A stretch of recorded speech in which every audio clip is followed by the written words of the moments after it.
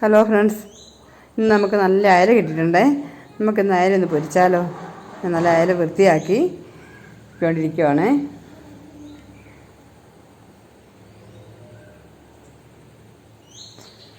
അയലെല്ലാം വൃത്തിയാക്കി കഴിഞ്ഞ് അതിന് മുളക് പൊടി, കുരുമുളക് പൊടി, മഞ്ഞൾപ്പൊടി, ഉപ്പും ഒക്കെ തേച്ച് നല്ലപോലെ തേച്ച് വെക്കാം.